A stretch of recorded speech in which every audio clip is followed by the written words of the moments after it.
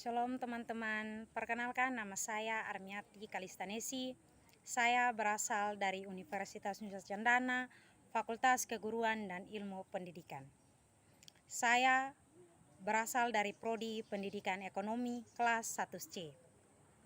Nah, video ini saya buat bertujuan untuk memenuhi nilai UAS saya. Nah, di sini saya akan membahas tentang kebutuhan peserta didik. Ada 4 sub yang akan saya bahas, yaitu yang pertama, pengertian peserta didik, dan yang kedua, kebutuhan peserta didik, yang ketiga, karakteristik peserta didik, dan yang keempat, hak dan kewajiban peserta didik. Yang pertama, pengertian peserta didik. Peserta didik adalah orang yang sedang menempuh pendidikan, baik itu pendidikan secara formal, non-formal, dan informal.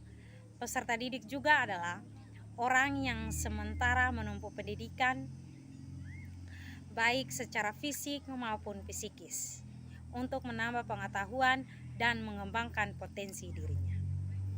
Menurut Sudarwan Danim, peserta didik merupakan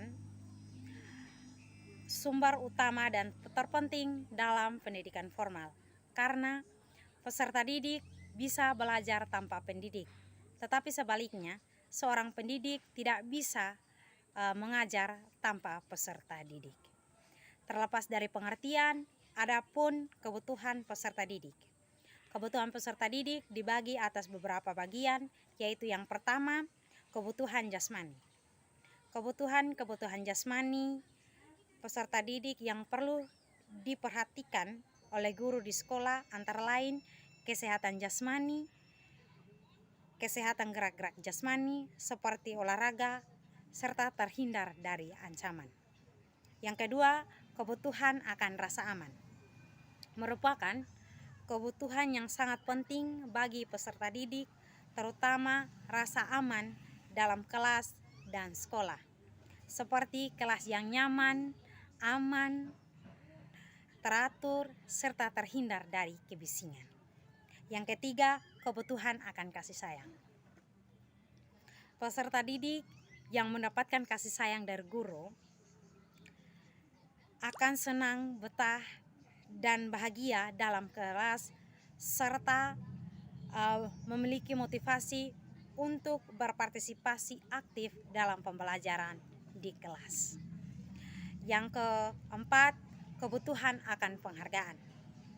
Terlihat dari kecenderungan peserta didik untuk diakui dan diperlakukan sebagai orang yang berharga diri, seperti yang pertama, menghargai anak sebagai kepribadian yang utuh.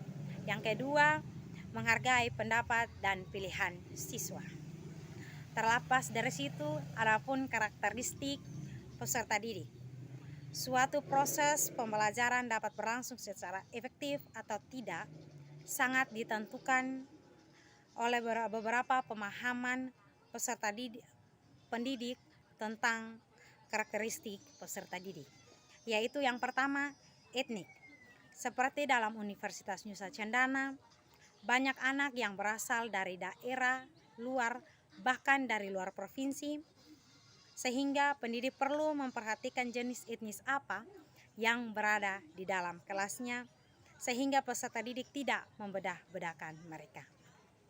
Yang kedua, kebutuhan kultural. Karakteristik kultural. Tentunya dalam suatu sekolah terdapat banyak sekali budaya, adat istiadat yang berbeda-beda sesuai dengan asal-usul peserta didik. Maka seorang guru atau pendidik dapat melakukan proses pembelajaran harus mampu menyikapi keberagaman budaya yang ada di sekolahnya.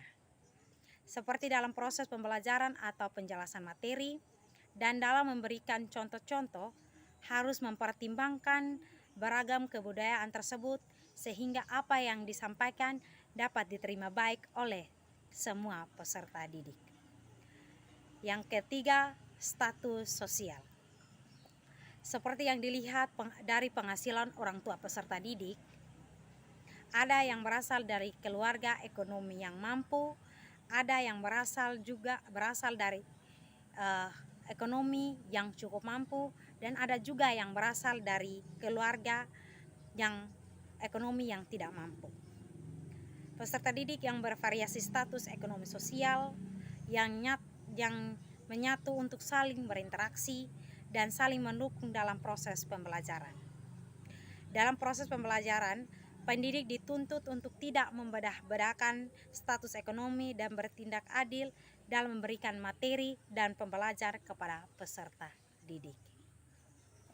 Terlepas dari situ, adapun hak dan kewajiban dari peserta didik, yaitu yang pertama, hak dari peserta didik.